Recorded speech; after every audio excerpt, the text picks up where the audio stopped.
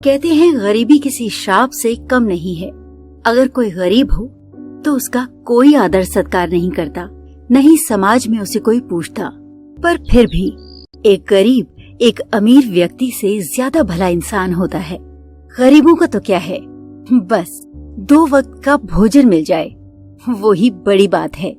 निर्मला के परिवार का भी बस यही हाल था। निर्मला गर्भवती थी। इस हाल में भी उसे दूसरों के घर झाड़ू पोछा खाना बनाने का काम करना पड़ता था। निर्मला का पति गरीबी से तंग आकर उसे छोड़कर किसी और औरत के साथ चला गया था। जब निर्मला का पति गया तो सब उसे ही बुरा कहते, सास भी सारा दोष उसे ही देती। औरत का दुख कोई क्या समझता, सब तो बस ताने देने में ही लगे रहते। निर्मला की छोटी सी बेटी थी राधा। वो छोटी जरूर थी पर अपनी माँ का सारा दुख समझती थी। एक रोज, बेटी राधा सुन, मैं मालकिन के यहाँ जा रही हूँ, अपनी दादी को बता देना। पर माँ, आप ऐसी हालत में क्यों जा रही हो? आपको तो कल से बहुत तेज बुखार है ना? बेटी, अगर नहीं जाऊंगी तो तेरी दादी मुझे बहुत ताने देगी और घर में वैसे भी राशन खत्म होने वाला है। अगर मैं काम नहीं करूंगी तो हम खाएंगे क्या? तेरी दादी का क्या, वो तो अपनी बेटी के चली जाएगी, पर हमें तो यहीं रहना है, हम कहाँ जाएंगे? इतना कहकर निर्मला घर से चली गई। वो अभी मालकिन के घर पहुंची ही थी कि तभी मालकिन उसे बोली, क्या बात है, पैर में छाले पड़े हैं क्या जो इतनी देर से आ रही है? थोड़ा जल्दी आ जाती तो मेरी बेटी के लिए नाश्ता भी बना देती। जी मालकिन, आप तो जानती हैं ना, मैं पेट से हूँ और आज मुझे थोड़ा बुखार भी है। हाँ तो मत आती, मुझे बता देती। मालकिन, अगर नहीं आती तो मेरी सास मुझे घर पर नहीं बैठने देती। हाँ, अब आ ही गई है तो जा, रसोई में बर्तन साफ कर दे और ये इमोशनल ड्रामा मेरे सामने मत करा कर। निर्मला रसोई में आ गई और बर्तन साफ करने लगी। अब तो औरत का दुख औरत भी नहीं समझती तो कोई और कैसे समझे। कुछ देर तो निर्मला बर्तन साफ करने में लगी रही कि तभी घर की घंटी बजी। निर्मला, ओ निर्मला, देख तो दरवाजे पे कौन है? जी मालकिन, अभी आई। निर्मला दरवाजे के पास गई और जाकर दरवाजा खोला। सामने उसके मालिक गजेंद्र और उसके दोस्त राज सिंह खड़े थे, जो कि पेशे से डॉक्टर थे। नमस्ते मालिक, आज आप बड़े दिनों बाद घर आए हैं। नमस्ते नमस्ते।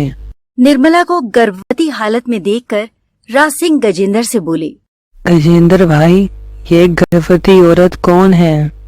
अरे ये निर्मला है, ये हमारे घर पर झाड़ू पोछे और खाना बनाने का काम करती है।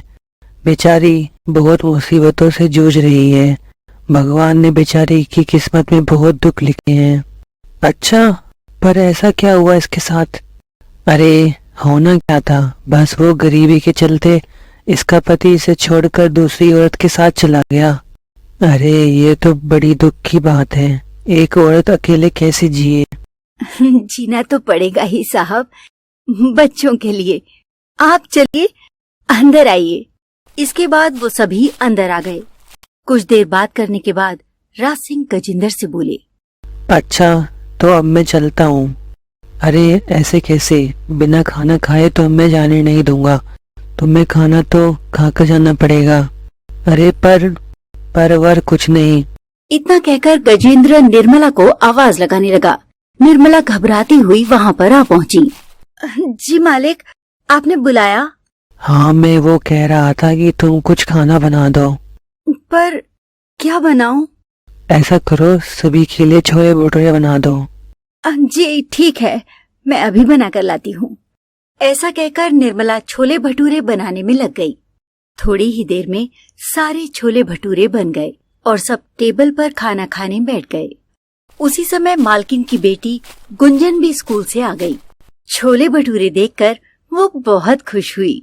अरे वाह पापा, आज तो छोले भटूरे बना है, मेरे मनपसंद। हाँ, मुझे पता था, तभी तो मैंने तुम्हारी निर्मला आंटी से बनवाए तुम्हारे लिए। ये सुनकर कुंजन बहुत खुश हुई और सभी छोले भटूरे खाने में लग गए। थोड़ी ही देर में राज सिंह खाना खाकर वहां से चले गए। मालकिन भी खाकर अपने कमरे में चली गई। बस गजेंद्र और उसकी बेटी टेबल पर बैठे हुए थे। तभी गजेंद्र निर्मला से बोला, सुनो निर्मला, ये कुछ पैसे हैं मेरी तरफ से, रख लो। पर मालिक, ये कैसे? आंटी रख लो, ये हमारी तरफ से है। आपने छोले भटूरे बहुत ही अच्छे बनाए थे। निर्मला वो पैसा ले लेती है। उसने सोचा नहीं था कि अमीरों के पास भी इतना बड़ा दिल होता है। रात के समय निर्मला घर आती है। निर्मला के पास इतने पैसे देखकर उसकी सास बोलती है, अरे कलमुही, इतने पैसे कहाँ से लेकर आई है?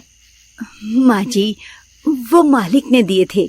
वो आज उनके घर उनके दोस्त आए थे तो छोले भटूरे बनाए थे, तब उन्होंने दिए। ऐसा क्या? ला, ये पैसा मुझे दे और तू जाकर खाना बना। निर्मला की सास उससे सारा पैसा ले लेती है और निर्मला खाना बनाने में लग जाती है। पैसे हाथ आए भी पर टिक न सके, कागज की तरह उड़ गए। अगली सुबह जब निर्मला उठी तो उसकी सास घर पर नहीं थी। उसने घर के बाहर भी जाकर देखा पर उसे वो कहीं नहीं मिली। उसे सास की चिंता सताने लगी। वो सोचने लगी, पहले तो पति चला गया और अब सास। लोग क्या कहेंगे कि सास को भी नहीं संभाल पाई। कि तभी उसकी बेटी राधा आकर बोली, माँ, आप दादी को ढूंढ रही है ना? हाँ बेटा, तूने देखा उन्हें? सुबह से पता नहीं कहाँ चली गई, सब जगह देख लिया। माँ, दादी तो सुबह ही बुआ के घर चली गई और वो सारा पैसा भी ले गई। क्या अब हम अपना गुजारा कैसे चलाएंगे? वो तो चली गई पर हम पर मुसीबतें डालकर।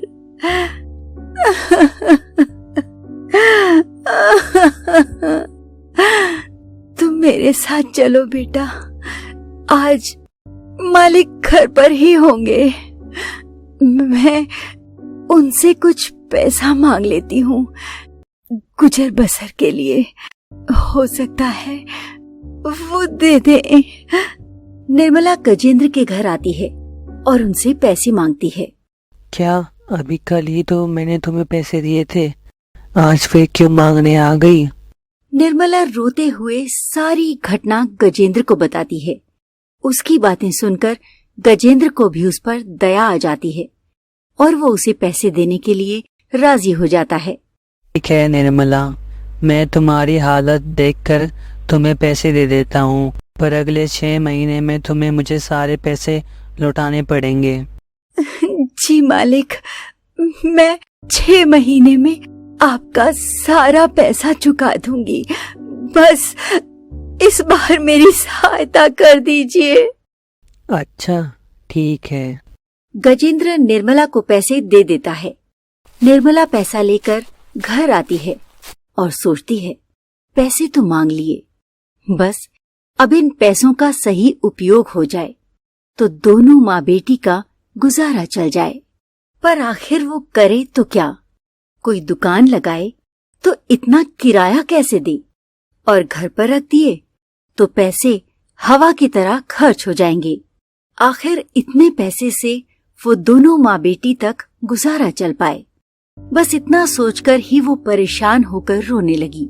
उसे यूं रोता देखकर राधा अपनी माँ से बोली, माँ, मैं सोच ही रही थी, क्यों ना आप इतने पैसों से छोले भटूरे ही बनाकर बेच लो। बेटा, बना तो लूं, पर बेचने के लिए रेड़ी कहाँ से लाऊं? माँ, हम ऐसा भी तो कर सकते हैं ना, हम रेड़ी की जगह घर पर ही छोले भटूरे बनाकर लोगों को बेचें। मैं घर के बाहर लोगों को आवाजें लगाकर बुलाया करूंगी और आप उन्हें अंदर बिठाकर खिला दिया करना, तो फिर हमें कहीं भी जाने की जरूरत नहीं पड़ेगी और हमारे पास कुछ पैसे बच जाएंगे। राधा की बात सुनकर तो मानो निर्मला के मन में थोड़ी सी उम्मीद जगी और वो तुरंत ही छोले भटूरे बनाने में लग गई। थोड़े ही समय में उसने सारे छोले भटूरे बनाकर तैयार कर लिए और राधा से बोली, अच्छा राधा बेटा, मैंने सारे छोले भटूरे बनाकर तैयार कर लिए। ठीक है माँ, मैं बाहर जाकर लोगों को आवाज लगाती हूँ।